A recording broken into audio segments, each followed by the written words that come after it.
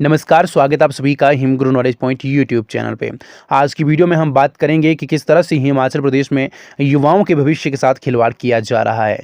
वैसे तो मैं हर एक वीडियो को शेयर करने के लिए नहीं कहता हूं, परंतु आपसे एक निवेदन है कि इस वीडियो को ज़्यादा से ज़्यादा शेयर जरूर करिएगा। हिमाचल प्रदेश में 2 वर्ष से अधिक का समय हो चुका है और अभी तक किसी भी तरह का रिक्रूटमेंट नोटिस क्लास 3 की वैकेंसीज़ के लिए हमें देखने को नहीं मिला है, जिस कारण युवाओं में काफ़ी ज़्यादा जो है वो रोष देखने को मिल रहा है। युवा वर्ग लगातार जो है वो अपनी मांग को सोशल मीडिया के थ्रू, वहीं बहुत सारे धरने प्रदर्शन करके भी जो है वो सरकार के समक्ष रख रहा है। कई तो पेंडिंग रिजल्ट्स का यहाँ पर वेट कर रहे हैं और कई जो है वो नई भर्तियों की भी यहाँ पर मांग कर रहे हैं, क्योंकि हर साल अगर हम बात करें तो बहुत सारे युवा जो है वो सरकारी नौकरी की तैयारी करते हैं।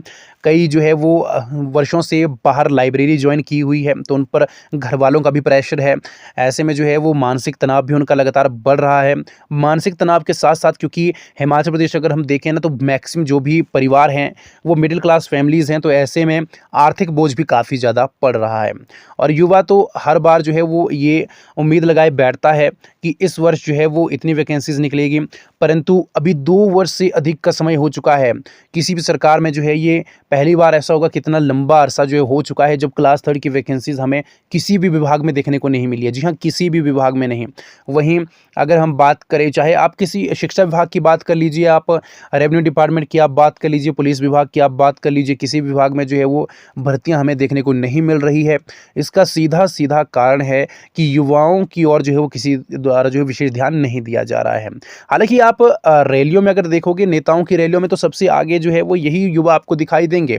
उस समय जो है वो युवा अपनी मांग खुलकर नहीं उठाते हैं और बाद में जो है वो सोशल मीडिया के थ्रू और साथ में इस तरह के धरने प्रदर्शन करके जो अपनी मांगों को उठाते हैं। हालांकि हमें वोट से पहले जो है वो इस तरह की मांगें उठानी चाहिए या फिर इलेक्शन को बाइकआउट करना चाहिए, बट हम ऐसा नहीं करते हैं उस समय, और हमें जो है वो बाद में इस तरह की मानसिक जो है प्रताड़ना से गुजरना पड़ता है।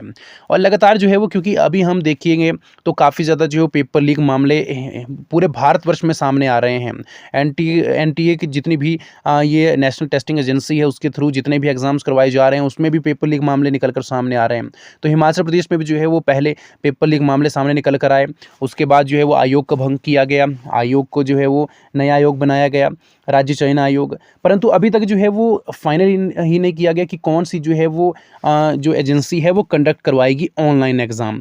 आप न्यूज़पेपर पे देखिएगा, क्योंकि मैं तो ये कहता हूँ भाई, हिमाचल प्रदेश का मीडिया भी बिक चुका है। हर दिन मीडिया न्यूज़ में जो है हम देखते हैं कि अभी भाई इतनी वैकेंसीज भरी जाएंगी और इतने रूल जो है वो अमेंडमेंट की जा रही है, ये किया जा रहा है, वो किया जा रहा है, परंतु मीडिया भी खुलकर जो है वो युवाओं की आवाज़ नहीं उठा रही है। इसका क्या कारण है? क्योंकि मीडिया को भी जो है वो अपना जो है वो सरकार के समक्ष बात रखने के लिए दम नहीं है, या फिर मीडिया जो है वो चाटुकारिता ही करता रहता है। ये सारी चीज़ें जो है वो कॉमन हो गई हैं आजकल के दौर में, और युवाओं के बारे में कोई नहीं सोच रहा है। तो अब युवाओं को ही इसके बारे में सोचना पड़ेगा, अन्यथा आप देखेंगे कि हिमाचल प्रदेश में हर वर्ष जो है वो कितने ज़्यादा युवा जो है वो बेरोज़गार हो रहे हैं, कितना ज़्यादा कंपटीशन बढ़ रहा है। और आप देखिएगा, क्योंकि कहा गया कि भाई पुलिस में भी जो है वो 1 वर्ष बढ़ाया गया। ठीक है भाई, 1 वर्ष आप बढ़ा दीजिएगा, आपके लिए नॉर्मल होगा कि ठीक है हमने 1 वर्ष बढ़ा दिया तो हो गया। अब आप देखोगे ग्राउंड कितना ज़्यादा टफ है। क्या 1 वर्ष जो है वो हिमाचल प्रदेश का मिडिल क्लास का जो लड़का है या लड़की है वो अपनी फिटनेस मेंटेन रख पाएगा? क्योंकि उसे कमाने के लिए बाहर भी जाना है भाई, उसे एक जो है वो कमाई का कोई साधन भी ढूंढना है, उसे अपने परिवार का पालन पोषण भी करना है। तो ऐसे में जो है वो फिटनेस को किस तरह से मेंटेन रख पाएगा, इतना टफ ग्राउंड कैसे वो निकाल पाएगा? तो ये सारी चीज़ें जो है वो सरकार को नहीं दिखाई दे रही हैं। उनके लिए आसान है, 1 वर्ष उन्होंने बढ़ा दिया, ठीक है प्रॉब्लम सॉल्व हो गई, बट प्रॉब्लम जो है वो यहाँ ख़त्म नहीं होती है, बहुत सारी प्रॉब्लम्स हैं। इसके अलावा जो है वो, क्योंकि देखिएगा और भी बहुत सारे वर्ग हैं। एक आपने देखा ही होगा कि न्यूज़ आई थी पीछे की टीजीटी में जो है वो बैच वाइज एक सिलेक्शन हुई थी, महिला थी कोई, और वो उसको बिना ज्वाइनिंग मिले ही वो जो है वो रिटायर हो गई। तो ऐसे बहुत सारे जो है वो यहाँ पर एग्जांपल्स है, बहुत सारे ऐसे उदाहरण हैं जो आपके समक्ष में रख सकता हूँ, बट यहाँ पर जो है वो लिस्ट काफ़ी ज़्यादा लंबी हो जाएगी। फ़िलहाल के लिए जो है हमें इसके लिए आवाज़ उठानी पड़ेगी सोशल मीडिया के थ्रू भी, और मैं कहता हूँ कि ज़्यादा से ज़्यादा धरने प्रदर्शन भी हमें करने पड़ेंगे, तब जाकर सरकार की नींद टूटेगी। क्योंकि अभी आप देखोगे तो जितने भी सरकार है, क्योंकि देखिए जो सरकार में बैठे हुए नेता हैं उनका क्या है, उनके उनके तो परिवार के जो लोग हैं वो या तो राजनीति में आ जाएँगे, राजनीति में नहीं आए तो किसी न किसी सरकारी विभाग में बड़े पदों पर वो उनको जो है वो रख देंगे। इसके अलावा जो है उनका फ्यूचर तो सिक्योर है, बट हमारे फ्यूचर का क्या? आपके फ्यूचर का क्या? हमें ये सोचने की आवश्यकता है।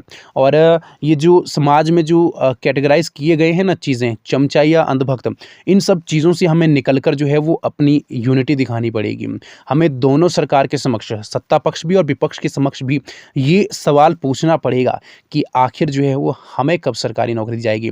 हम कब जो है वो ये प्राउड से कह पाएँगे कि हमने जो इतने वर्षों तक पढ़ाई की उसका फल हमें मिला है।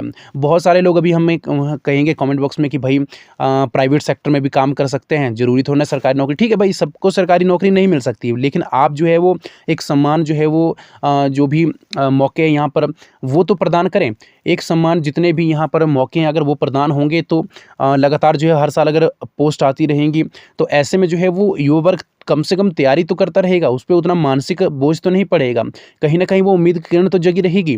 और हिमाचल प्रदेश में मैंने पहले भी कहा है कि इतने ज़्यादा उद्योग नहीं है कि हर जो यहाँ पर युवा है वो कंपनीज़ में जा सके। और कंपनी में भी आप जानते ही हैं कि बाहर के जो प्रवासी मज़दूर हैं वो काफ़ी ज़्यादा मात्रा में होते हैं और ठेकेदार के साथ भी प्रवासी ज़्यादा मज़दूर होते हैं। तो हिमाचल प्रदेश का युवा कहाँ जाए? ना वो तो दिहाड़ी लगा सकता है, ना तो उसके लिए सरकारी नौकरी है।